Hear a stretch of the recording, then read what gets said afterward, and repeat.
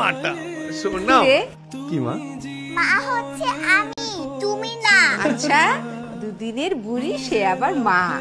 আজকে থেকে আমার স্কুল ছুটি, আর এদিকে আমি একটা নতুন পিৎজা বানানোর শিখেছি।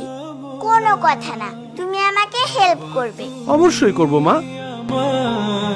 যত খুশির কারণ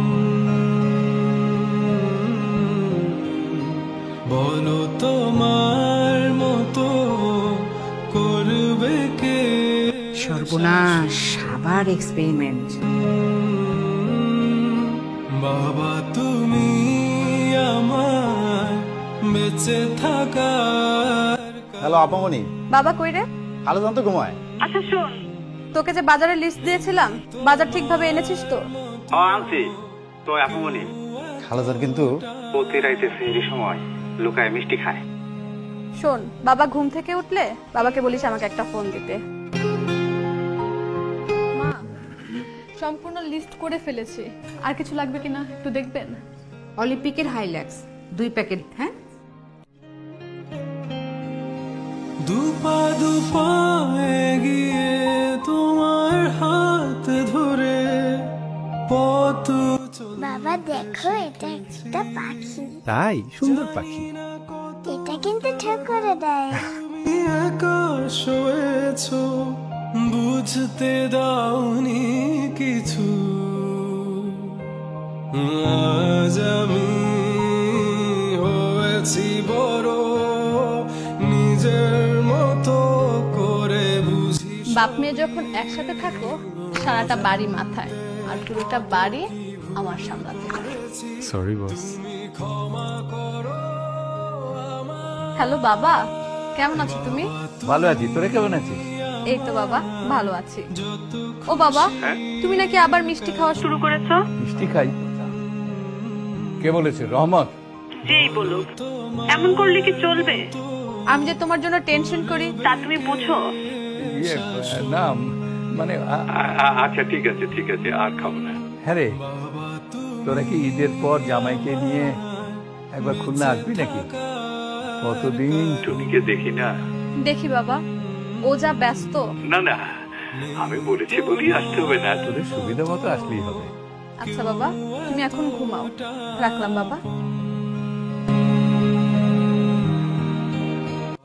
তুমি আমার যত খুশির কারণ বলো তোমার মতো কি দেখো? করবে কে।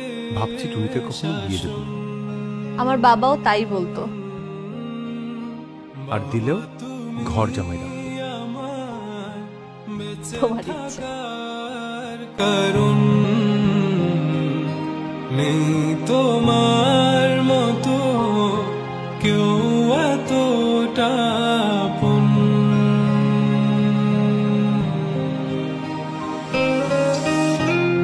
কি হলো?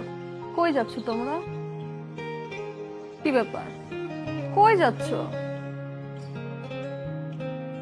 টুনিকে একদিন দেখবো না ভাবতেই পারি না, অথচ আমারই মতো কোনো মেয়ের বাবা তার মেয়েকে ছাড়া ঈদ করছে বছরের পর বছর। ব্যাপারটা এর আগে কখনো মাথায় আসেনি। সরি। এই তোরা রেডি তো? কি ব্যাপার বৌমা, তুমি এখনো রেডি হওনি? এই ফ্লাইট কখন রে? এই তো 12টায় যাবো। কিন্তু মা। আচ্ছা বৌমা, তুমি কোনো চিন্তা করো না, তোমার শ্বশুর মশাই আছেন, ছোটন আছে, তাড়াতাড়ি রেডি হয়ে নাও। টাটা দাদু ভাই, টাটা। এরপর আমারও বাবা মাকে ছেড়ে ঈদ করতে কষ্ট হতো।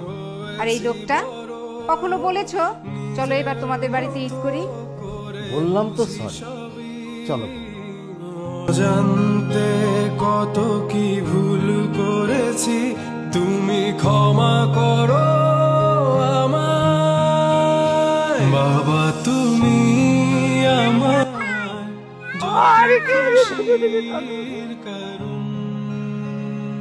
বাবা মা ছাড়া প্রতিটি সন্তানের ঈদই অসম্পূর্ণ। চলুন না একটু অন্যরকম করে ভাবি।